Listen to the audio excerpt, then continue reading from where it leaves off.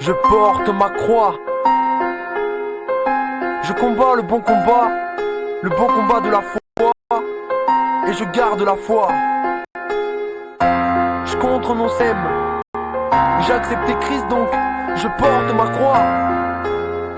Malgré ce qu'on peut dire, je porte ma croix. Je porte ma croix, même si elle me pèse, mec, je resterai fidèle, même avec un pacemaker. Cette ambiance, mes cœurs, on est tous dans le même décor. Mais je reste ferme, je resterai un peacemaker.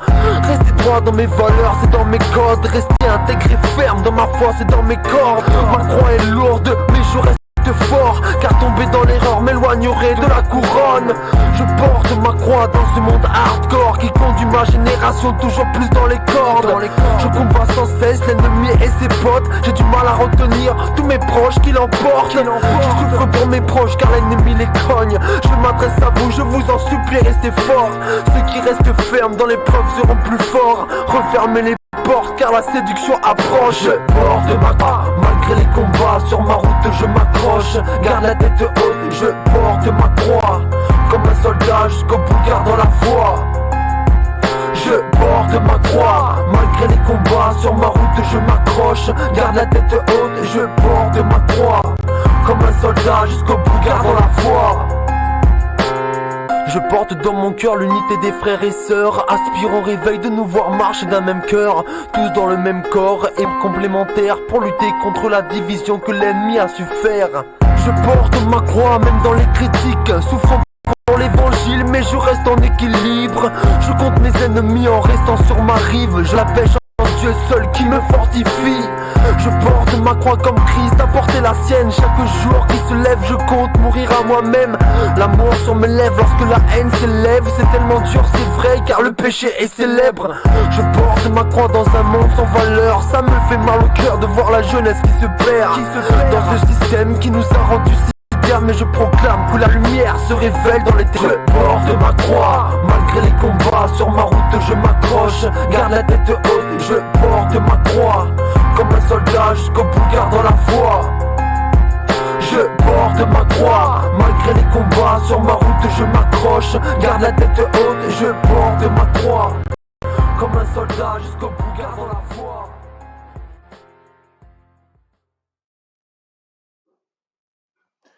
Bonjour à toutes et à tous, bienvenue pour cette nouvelle vidéo intitulée « Le salut est une question de sacrifice ».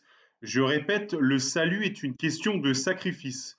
Donc déjà, merci à Connexion Prod pour sa musique sur « Je porte ma croix » que vous pouvez retrouver bien entendu sur YouTube de manière complètement gratuite. Voilà, merci à eux pour cette musique à la gloire de Dieu. Voilà. Donc la question qui va nous intéresser aujourd'hui, la question qui est posée, c'est pourquoi Jésus est-il notre sauveur? Donc je répète, pourquoi Jésus est-il notre sauveur? Alors, nous allons lire donc déjà dans le livre d'Ésaïe, chapitre 53, verset 5. Mais il était blessé pour nos péchés, brisé pour nos iniquités, le châtiment qui nous donne la paix est tombé sur lui, et c'est par ses meurtrissures que nous sommes guéris. Donc, le livre d'Ésaïe nous donne déjà la réponse. Effectivement, pourquoi est-ce que le Seigneur Jésus est notre sauveur? Il est notre sauveur parce qu'il a porté nos péchés à la croix et c'est par ses meurtrissures que nous sommes sauvés. C'est parce qu'il a été à la croix et parce que nous avons foi en lui que nous sommes sauvés. Alors, le salut a toujours été une question de sacrifice. Alors, le sacrifice, c'est quelque chose qui est déjà présent en fait dans l'Ancien Testament. Bien sûr, dans la Bible, on a l'Ancien Testament et le Nouveau Testament. Le Nouveau Testament avec la Nouvelle Alliance avec le Seigneur Jésus, et on a l'Ancien Testament. L'Ancien Testament, donc qui est aussi avec le Seigneur Jésus, puisqu'il est aussi avec Dieu. Mais l'Ancien Testament, il était aussi déjà question de sacrifice à cette époque.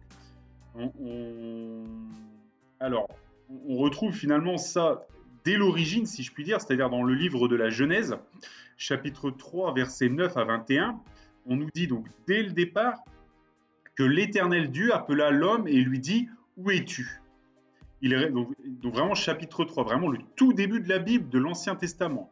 Donc, il répondit, « J'ai entendu ta voix dans le jardin et j'ai eu peur parce que je suis nu et je me suis caché. » Et l'Éternel Dieu dit, « Qui t'a appris que tu es nu?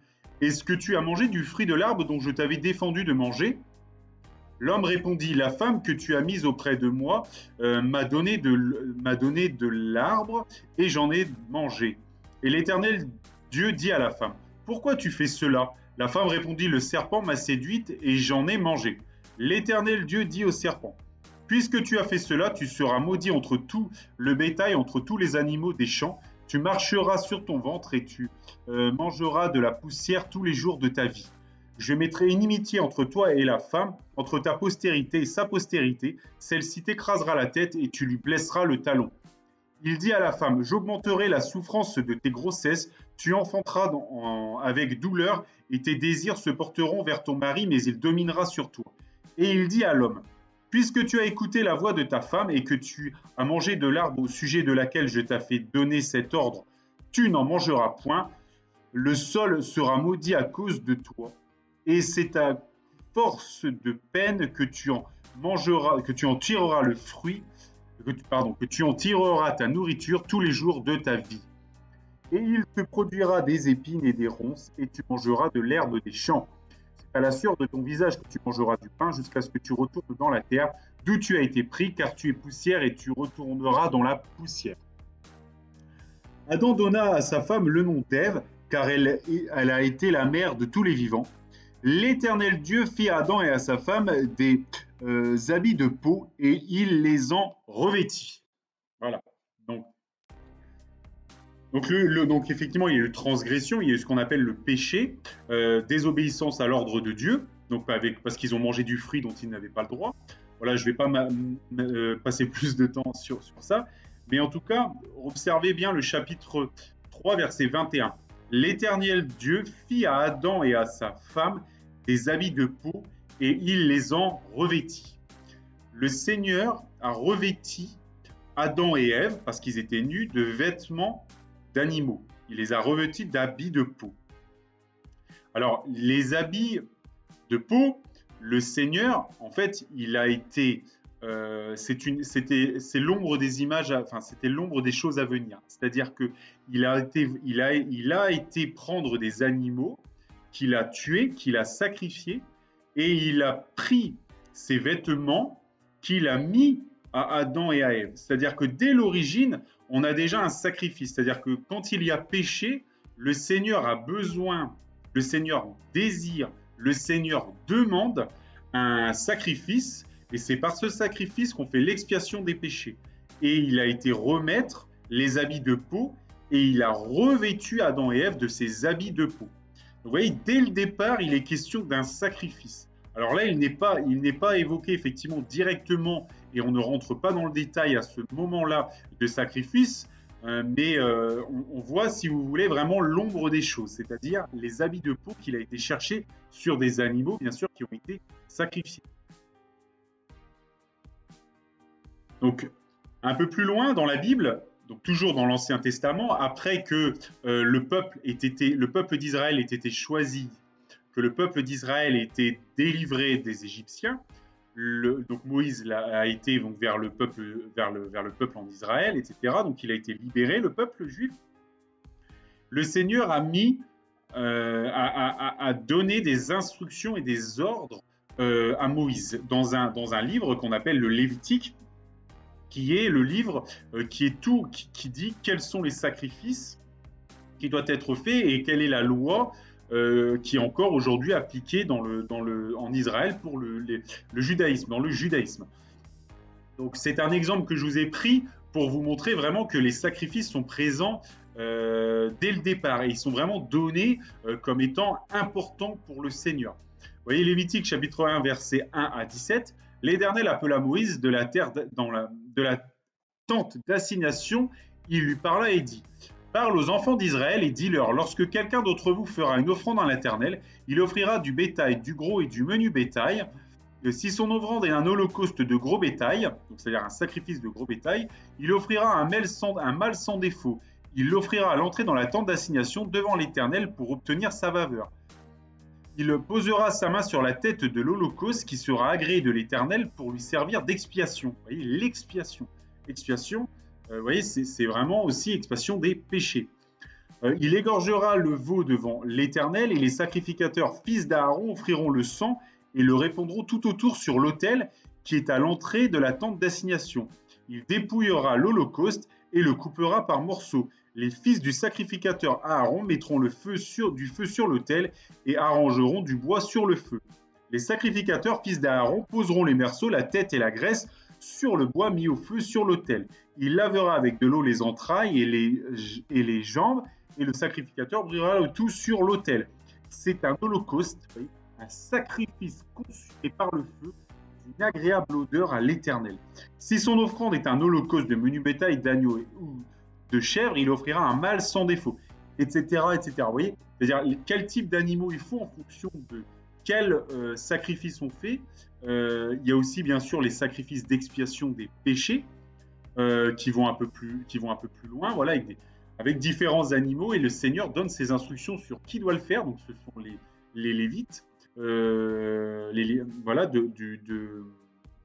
les sacrificateurs, les fils de Aaron, pardon. Et il explique quel est le type d'animaux qui doit être sacrifié en fonction de ce qui est demandé ou en fonction de l'expiation des péchés. Donc il y a vraiment toute une explication, et le Seigneur dit que c'est un holocauste, un sacrifice consumé par le feu d'une agréable odeur à l'Éternel. Vous voyez, donc il a toujours été question dès l'origine et dans les instructions données au peuple d'Israël de sacrifice, d'une question de sang, l'expiation des péchés par le sacrifice. Donc on avait donc dans l'Ancien Testament, donc quand le peuple péchait, il devait offrir des sacrifices à l'Éternel pour que l'Éternel leur pardonne ses péchés. Voilà, c'était dans la première alliance. Ensuite, on nous explique dans le Nouveau Testament, notamment dans l'Épître aux Galates, il y a aussi dans l'Épître aux Hébreux, etc. Tout ça nous est expliqué. Et le Seigneur lui-même l'explique quand il dit qu'il a fait une alliance nouvelle, en disant qu'il a fait une alliance nouvelle en son sang, c'est-à-dire qu'il a déclaré celle qui était avant comme une ancienne alliance. Voilà, la nouvelle alliance en mon sang. En tout cas, on nous explique un peu plus dans le détail pourquoi la loi, qu'est-ce qu'elle a été, pourquoi est-ce qu'il y a eu cet Ancien Testament, et pourquoi est-ce qu'aujourd'hui on est sous le Nouveau Testament avec Dieu, le Seigneur Jésus. On nous explique donc à l'Épître aux Galates, chapitre 3, versets 18 à 29, « Car si l'héritage venait de la loi, il ne viendrait plus de la promesse. Or, c'est par la promesse que Dieu a fait à Abraham ce don de sa grâce. Pourquoi donc la loi ? Elle a été donnée ensuite à cause des transgressions, c'est-à-dire des péchés, jusqu'à ce que vienne la postérité à qui la promesse avait été faite. Elle a été promulguée par des anges au moyen d'un médiateur. Or, le médiateur n'est pas médiateur d'un seul, tandis que Dieu est un seul. La loi est-elle donc contre les promesses de Dieu ? Loin de là, ça veut dire non. S'il eût été donné une loi qui pût procurer la vie, la justice viendrait réellement de la loi. Mais l'Éternel a tout renfermé sous le péché afin que ce qui avait été promis fût donné par la foi en Jésus-Christ à ceux qui croient. Avant que la foi vînt, nous étions enfermés sous la garde de la loi en vue de la foi qui devait être révélée, c'est-à-dire tout ce qui était le Lévitique, la loi, en vue de ce qui devait être révélé. Ainsi, la loi a été comme un pédagogue pour nous conduire à Christ afin que nous fussions justifiés par la foi. La foi étant venue, nous ne sommes plus sous ce pédagogue, car vous êtes tous fils de Dieu par la foi en Jésus-Christ. Vous tous qui avez été baptisés en Christ, vous avez revêtu Christ. Il n'y a plus ni juif ni grec, il n'y a plus ni esclave ni libre, il n'y a plus ni homme ni femme, car vous êtes un en Jésus-Christ. Et si vous êtes à Christ, vous êtes la postérité d'Abraham, héritier selon la promesse. Donc vous voyez, la loi a été un pédagogue pour nous amener à la foi en Jésus-Christ.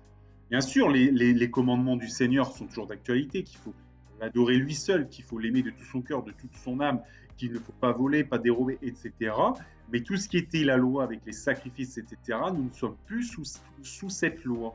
Nous sommes en Jésus-Christ, par la foi, dans l'alliance, par la foi en Jésus-Christ.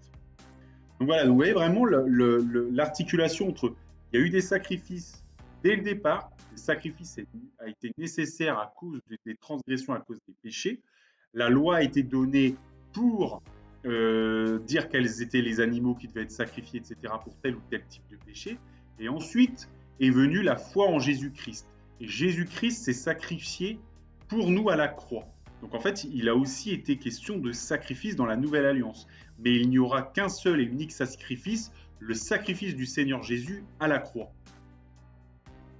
Vous voyez, c'est pour ça que le Seigneur a dit, donc dans l'évangile de Matthieu, chapitre 26, verset 28, « Car ceci est mon sang, le sang de l'alliance qui est répandu pour plusieurs pour la rémission des péchés. » Vous voyez, le Seigneur, en se sacrifiant, son sang nous donne, c'est le sang de l'alliance, il nous donne la rémission des péchés. Donc il est toujours question de sacrifice, il est toujours question d'être sauvé par le sang. Le salut est une question de sang. Le sang, aujourd'hui, c'est le sang de Jésus-Christ. Avant, c'était le sang pour l'expiation des péchés par des animaux. Vous voyez ? Donc en fait, il y a toujours une continuité. Donc Épître aux Hébreux, chapitre 2, versets 8 à 18. « Tu as mis toutes choses sous ses pieds. En effet, en lui soumettant toutes choses, Dieu n'a rien laissé qui ne lui fût soumis. Cependant, nous ne voyons pas encore maintenant que toutes choses lui sont soumises. Mais celui qui a été abaissé pour un peu de temps au-dessous des anges, Jésus, nous le voyons couronné de gloire et d'honneur à cause de la mort qu'il a soufferte, afin que par la grâce de Dieu, il souffrit la mort pour nous, pour tous. Il convenait en effet que celui pour qui et par qui sont toutes choses et qui voulait conduire à la gloire beaucoup de fils, éleva à la perfection par les souffrances le prince de leur salut. Car celui qui sanctifie et ceux qui sont sanctifiés sont tous issus d'un seul. C'est pourquoi il n'a pas honte de les appeler frères. Lorsqu'il dit « J'annoncerai ton nom à mes frères, je te célébrerai au milieu de l'assemblée.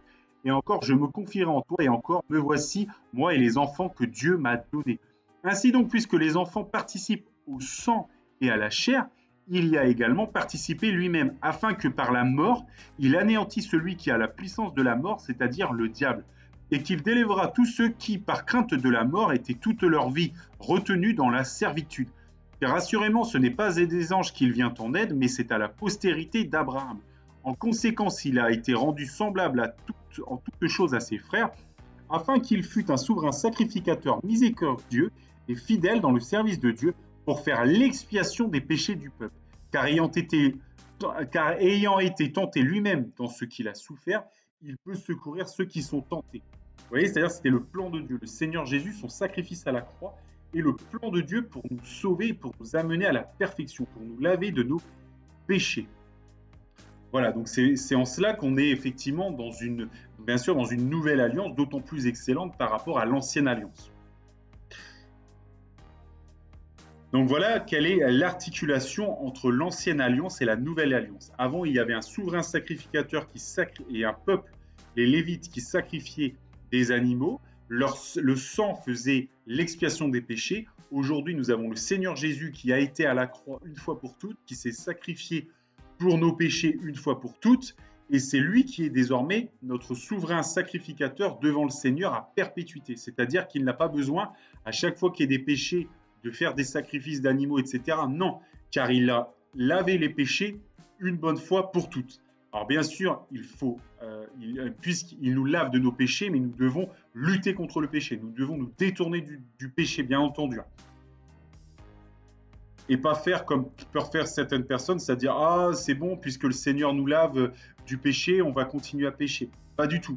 Le Seigneur Jésus nous lave de nos péchés, certes, mais il nous demande de nous repentir, de nous détourner de nos péchés.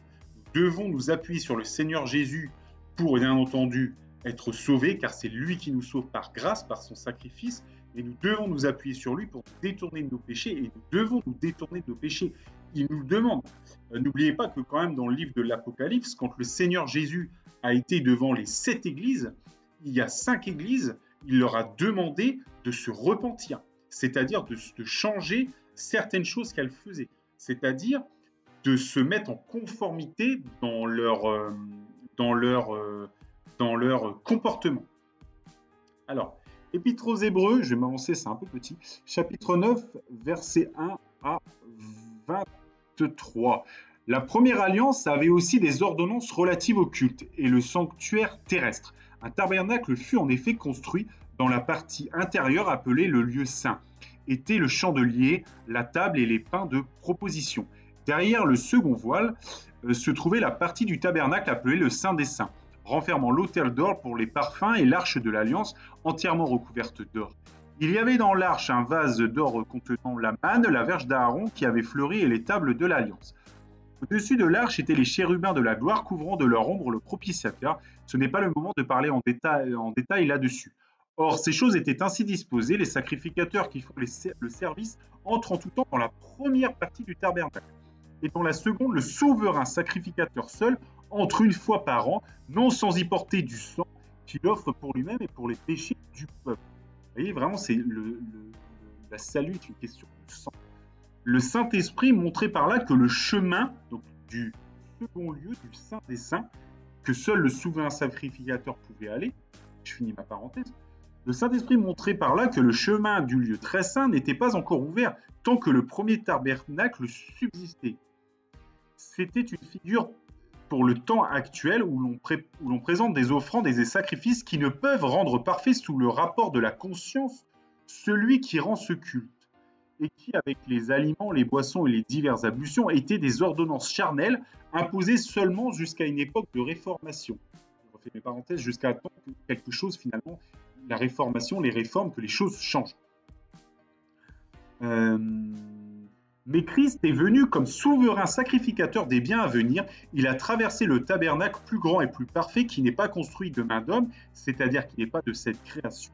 Et il est entré une fois pour toutes dans le lieu très saint, non avec le sang des boucs et des veaux, mais avec son propre sang ayant obtenu une rédemption éternelle. Car si le sang des taureaux et des boucs et la cendre d'une vache répandue sur ceux qui sont souillés sanctifie et procure la pureté de la chair, combien plus le sang de Christ qui par un esprit éternel s'est offert lui-même sans tache à Dieu purifiera-t-il votre conscience des œuvres mortes afin que vous serviez le Dieu vivant. Et c'est pour cela qu'il est le médiateur d'une nouvelle alliance, afin que la mort étant intervenue pour le rachat des transgressions commises sous la première alliance, ceux qui ont été appelés reçoivent l'héritage éternel qui leur a été promis. Car là où il y a un testament, il est nécessaire que la mort du testateur soit constatée. Un testament, en effet, n'est valable qu'en cas de mort, puisqu'il n'a aucune force tant que le testateur vit. Voilà pourquoi c'est avec du sang que même la première alliance fut inaugurée. Moïse, après avoir prononcé devant tout le peuple tous les commandements de la loi, prit le sang des veaux et des boucs avec de l'eau, de la laine écarlate, de l'hysope, et il fit l'aspersion sur le livre lui-même et sur tout le peuple en disant « Ceci est le sang de l'alliance que Dieu a ordonné pour vous ». Il fit pareillement l'aspersion avec le sang sur le tabernacle et sur tous les ustensiles du culte. Et presque tout, d'après la loi, est purifié avec du sang. Et, alors écoutez ça, c'est très important. Et sans effusion de sang, il n'y a pas de pardon. Vous voyez, vraiment, sans effusion de sang, sans sacrifice, il n'y a pas de pardon de nos péchés. Et c'est pour ça que le Seigneur Jésus, il a été porté nos péchés, il nous donne le pardon des péchés par son sang. C'est un sacrifice indispensable pour être sauvé. Donc, vous voyez, c'est d'ailleurs ce que dit, donc je reprends, et sans effusion de sang, il n'y a pas de pardon.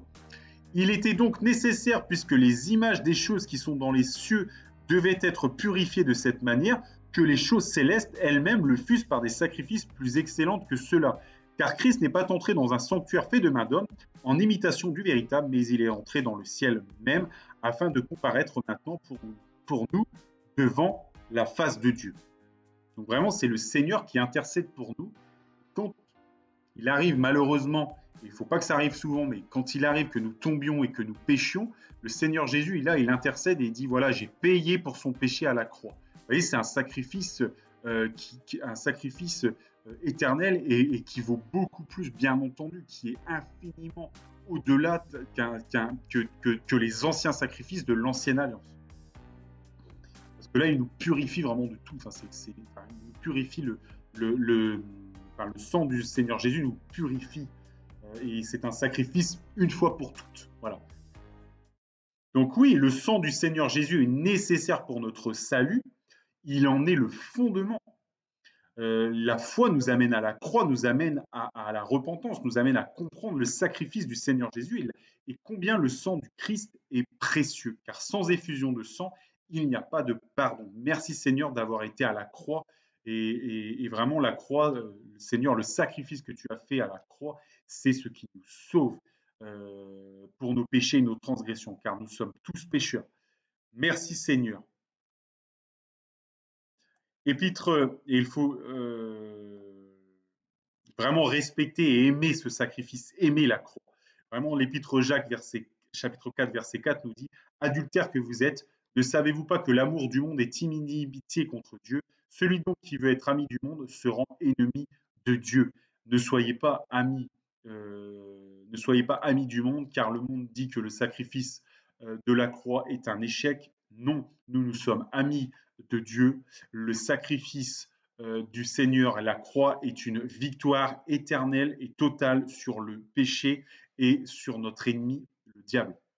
Que Dieu vous bénisse dans le nom de Jésus et que toute la gloire revienne au Seigneur.